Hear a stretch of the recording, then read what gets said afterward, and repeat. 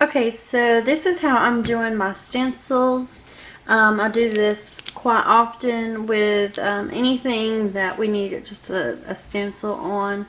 So I figured this is a good time to share it because it's really quick and simple. So I just, on my computer, I go and make a file and print off whatever pictures I want as my stencils. And I'm just on regular paper. You can do it on cardstock. I just did whatever I had, and I cut them out. You can cut it in just squares if you'd like. That'd probably been a little bit better, but just how I had them positioned to get 3 on a sheet at the size I needed. I had to trim them down a little bit oddly. So once you get them cut, I'm just going to laminate them. And then I'm going to just separate the 3.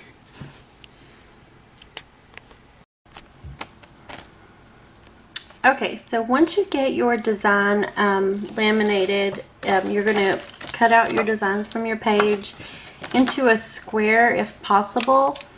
You do want to leave a little bit of an edge around, I'm not sure if you can see that, a little bit of the laminating sheet around your design, however much your child needs or yourself, and that way you have a little bit of a wiggle room whenever you're painting or tracing this design.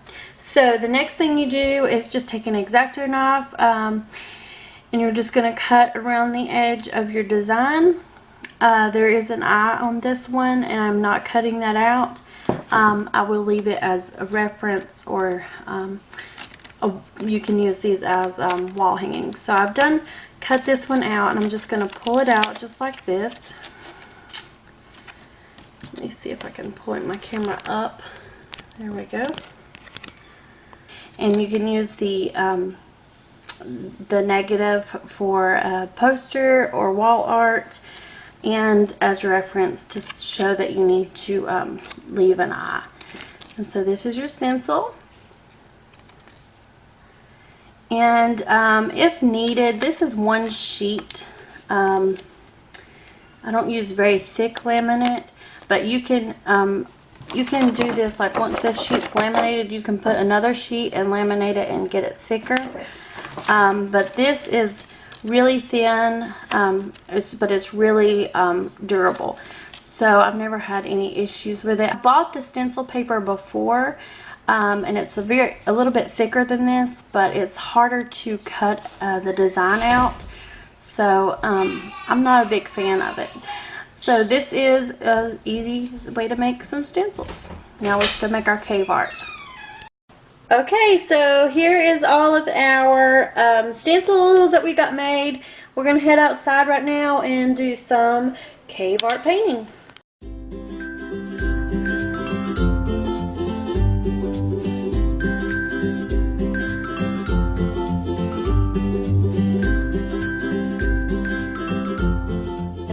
I'm going to send the kids to get the supplies that we need that are not down here. Okay, so Mason, you're going to go to the fire pit and get some of the coal.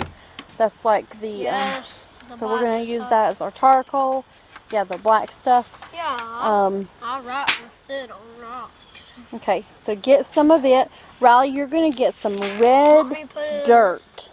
Some of the reddest dirt you can find. Look around here in your yard. Riley? What did you do? Yeah.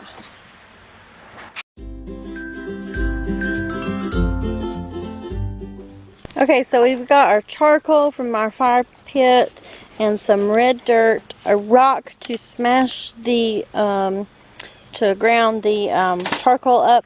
I've also got some oil and water that I'm going to play around with and see which one gives us the best texture. Okay, so we've got our black paint by just mashing up the charcoal with oil and water. I took a piece of cardstock, crumpled it up to give a texture, cave-like wall texture to it. We have our stencils and just some little cups they can mix additional colors in if they want to explore. And we got our red clay paint color and Riley's paper. So you guys can choose which one you want first and get to painting.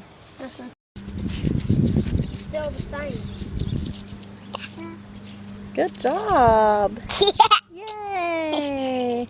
That would still be the same. See, that's it upside down. Look, Mason. They can That's overlap some. Look. There. Okay, so there is their cave art. Very easy, Oh. very quick. It didn't take us long at all, did it, Clayton? Say no, no. You pop.